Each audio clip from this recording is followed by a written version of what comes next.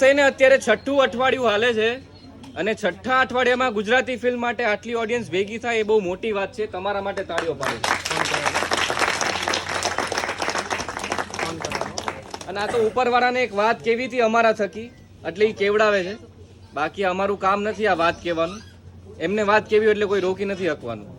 સમજા તમે? એટલે જય દ્વારકાધીશ. તમને ફિલ્મ ગમી હોય તો હજી બીજા લોકોને મોકલજો. એટલે બા આવ્યા છે બિચારા બા. આ જય શ્રી કૃષ્ણ બા. વાહ વાહ વાહ, મજા આવી ગઈ. તમને જોઈને મજા આવી ગઈ. નાના છોકરાઓ વડી હે 86 years old. વાહ વાહ, બહુ મોટી વાત છે, બહુ મોટી વાત. Thank you, thank you. સર્વ કરતા હરતા લાલા છે. સર્વ કરતા હરતા ઈશ્વર છે.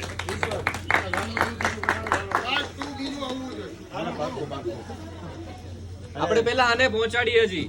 હજી તો કૃષ્ણ પહોંચી ગયું. હજી છે ને આ પિક્ચર છે ને એવું કહી શકીએ કે અમે બનાવી છે, બરોબર, પણ તમે આજે જોઈ લીધી ને, હવે આ પિક્ચર તમારી થઈ ગઈ છે. તો આ પિક્ચર ને એ જ રીતે વધાવી લેજો. અને અમે જ્યાં ત્યાં કહી છે કે અમે નિમિત્ત પાત્ર છીએ. હું ફિલ્મનો ડિરેક્ટર છું, પણ હું સાચો ડિરેક્ટર ખાલી કહેવા માટે અહીંયા ડિરેક્ટર છું. ડિરેક્ટર કાળિયો ઠાકર છે, જેના ફિલ્મ બનાવી. આપણે બાપુ આવ્યો, બાપુ. આપણે અને ગોંડલની જનતા બધી સખિયાભાઈને એવી પ્રાર્થના કરીએ કે બીજો ભાગ બને ને એનું પહેલું પ્રમોશન ઓસ્ટન સિનેમા ગોંડલમાં કરે. તમને ખાસ વધાવવાના એટલે છે કે અમારી માટે તો આ મંદિર છે સિનેમા, એટલે બરોબર અમારા માટે મંદિર જ છે. અને આ ગોંડલમાં સિનેમા બનવું એ બહુ મોટી વાત છે. કારણ કે જ્યાંથી તેથી આપણે જૂના પિક્ચર આવતા હતા પછી વચમાં અહીંયા કોઈ સિનેમા જ નહોતું. અને હું કહી દઉં ગોંડલનો છું હો.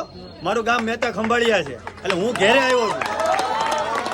મારે ફિલ્મ જોવી હોય ને એટલે ગોંડલ આવવું પડે અને 30 કિલોમીટર દૂર આવવું પડે. પણ ભગવાને કેવી દયા કરી, ફિલ્મ જ મારું જ ફિલ્મ બનાવી નાખ્યું છે. હીરો રે. Thank you so much. જય દ્વારકાધીશ.